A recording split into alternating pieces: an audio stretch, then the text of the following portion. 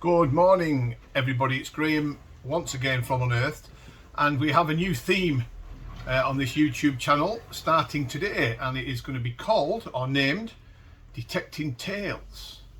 So, Detecting Tales, this is episode 1 of Detecting Tales, and it gives, I hope, it gives a lot of you wonderful people that watch this channel some smiles and giggles. And all true stories, by the way. None of it fabricated or fiction. It's all true events that have happened over the years, detecting related, that I would like to share with this channel, because who knows, one day I might not be here to share it, and I think some of it needs to be put down on some sort of film, because some of them are that funny. The first one that comes to mind, the first detecting tale, we're going to have to go way back to in the 1980s. So, as memory serves, I was working as a mechanic at the time, and my father had bought me a Ford Cortina for my 18th birthday, which was about 150 quid's worth of scrap metal. He bought it off a relative of ours in the family, and it was an orangey brown rusty colour. And I didn't even need a key to open it, because the door was that rusty. I could peel the skin of the door back, and I could put my hand inside to lift the latch up to get in. So I didn't even need a key to open it. It was that much of a rust bucket. But you know what? That Cortina got me to many different places here in Cumbria and the northwest, and in other parts of the country, detecting at an early age.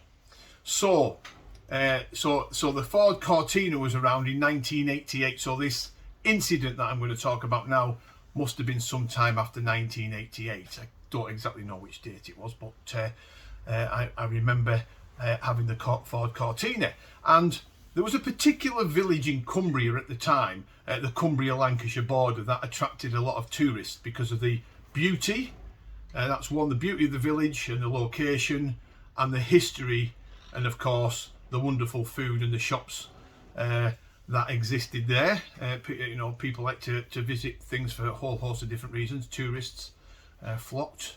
Motorbikes on a Sunday used to flock there and meet up. Thousands and hundreds and hundreds of motorbike enthusiasts used to meet there on a regular basis, and probably still do. And of course, to the detectivists, this particular village was like the holy grail of detecting, if you ever got permission there, because it was steeped in history.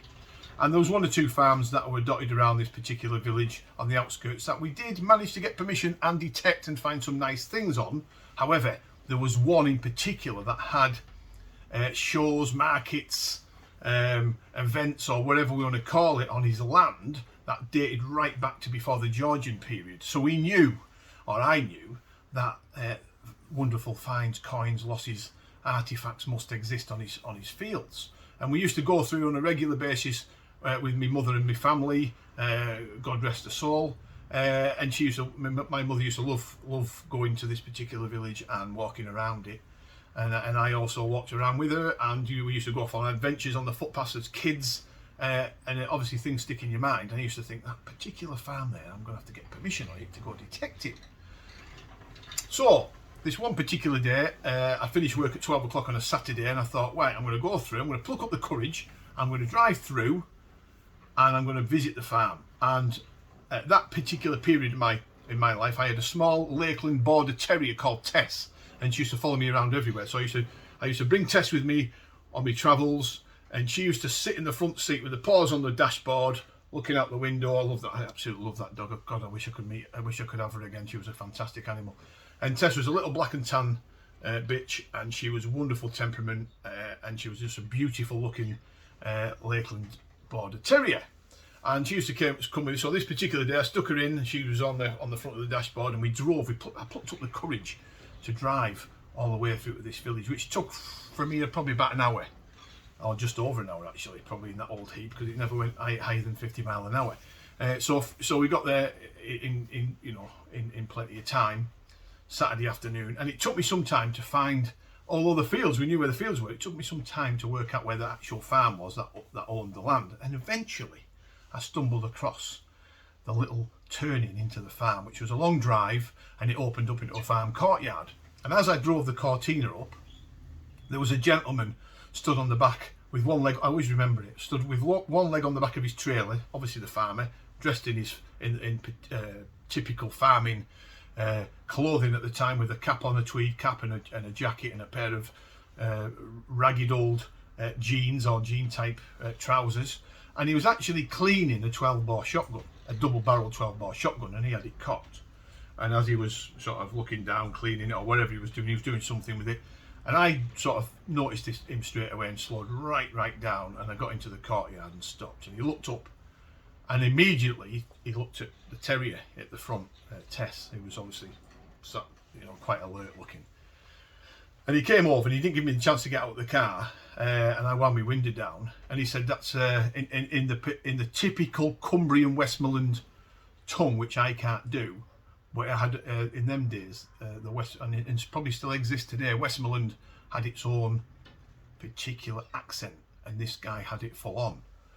And he said, "That's a mighty fine terrier, mighty fine looking dog you've got there. What sort of breeding has she got in her?"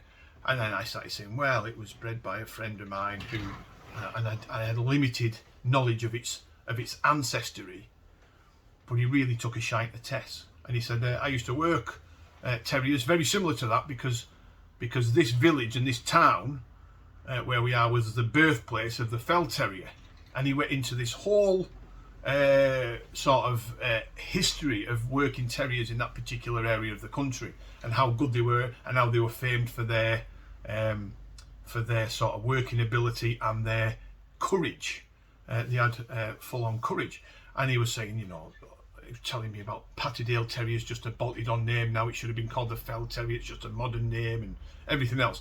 And we actually sat there. I sat there in this cortina with the window down. I was probably a little bit over 18, 19, sort of transfixed on this guy telling me all these stories. And of course, Tess took a shine to him. She jumped over and he stroked her, and he grabbed. Actually, I think I remember him grabbing hold of a spaniel, as we used to call it, and giving her, "Oh yeah, she got a fine coat on her," and everything else going on. 15, 20 minutes of me talking. I mean, you've got to remember, I've come here for permission to detect. And I had the detector in the boot, which was a Tesoro Royal Sabre. So if any of you guys remember the Royal Sabre, that's what detector was in the boot of the car, waiting in its bag. So, and obviously talking about terriers for 20, it must have been 15, 20 minutes. Anyway, we finally got onto the subject of why I was here, because there was a pause, just that brief pause in in between the conversation, which gave me the chance to say, right, well, look, the reason why I'm here is I've been told that you own all the land down by the river and beyond. And he looked at me, and he sort of, his eyes changed a little bit, and he must have thought I was here for permission to maybe do a bit of vermin control with a terrier, ratting, or whatever he must have thought. And at that point, I got his attention away from talking about Tess. And I said, well, the reason I'm here is because, and remember, he had his shotgun still in his arm, his double-barrel shotgun, which was cocked. And I said, well, the reason why I've turned up today, I was nervous. I mean, when you're 18, my social skills when I was younger weren't brilliant. So I was probably a little bit socially awkward. I was quite, believe it or not, I was quite a shy individual when I was younger. I wasn't as bold as sort of bolshy as I come across nowadays, but I was quite shy, and it plucked up all the courage actually for me to do this, because we used to go armed with 2 or 3 of us to get permission, and we used to choose which one would go out. So this time I'm completely on my own. So I said, I'm here because I want permission off you, sort of little sort of like face lit up. I want permission off you for metal detecting. And his face went from being quite cheerful and happy to almost like a storm had set in. And he looked at me, he said, metal detecting? I went, yeah, I use a metal detector, I've got it in the boot. And before I had the chance to say any more, he cocked his 12 bar and said to me, you son need to get the effing hell out of my farmyard and quick, because there's nobody coming on my land with one of those contraptions. Now, get the I cannot, for obvious reasons, repeat exactly word for word what he said, but I did ring him, and he proper give me a flea in my ear. I didn't even get the chance to ask him why he hated detectorists, but he wasn't having any of it. He was absolutely bolted on get out. So I stuck the Cortina in reverse. I didn't even do a 3-point turn or a turn in his driveway, because I was that frantic to get out of there, because he's got this loaded, well, I say loaded, a cocked, he put it back into its original position, the shotgun. I was too eager to get out, so I put the Cortina in reverse and reversed back up the track. Halfway up the track, a farm vehicle comes in, blocks away. So he wasn't going to reverse back because it was too big onto the sort of road.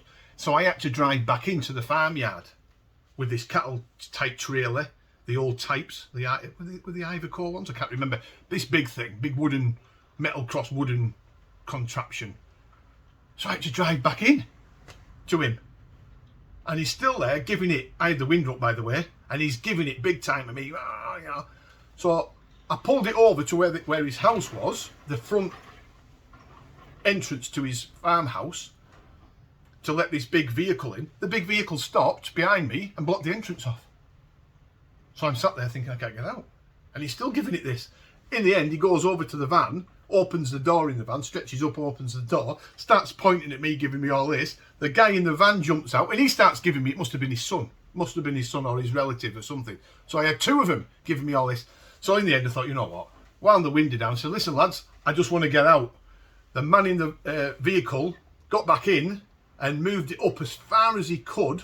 And I managed to squeeze the relic Cortina out the back end and away. And do you know what? All the way home, another hour's drive all the way home, I had my ears were ringing with the noise of the threat and the noise of this guy ranting at me. It was unbelievable, absolutely unbelievable. I was, anybody else would probably been put off detecting flight and thought, you know what, that's me out. I ain't going to do any more. It was unbelievable. He just continued to give me it up until I went. And then years later, after this, I tell plenty of people about this. Of course, the phone's ringing while I'm doing this. Unbelievable. It doesn't ring for days on end sometimes, my mobile, but as soon as I come to do these little short films, it never stops ringing. Just unreal. So, years later after this event, it nearly frightened me to bloody death as a young age. But years later, the farm actually changed hands, and I actually did a little bit of detecting on that land eventually, when it was under a completely different landowner. And the completely different or new landowner, I told him about the event and the story, and he told me the guy's name, which I forget now. We'll call him Bill.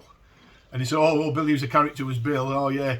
He had many offences behind him for doing various things in and around here from a young age. He was notorious for it. So I thought, well, there you go. What a guy. But that's episode 1 of Detecting Tales. That will always stick in my mind.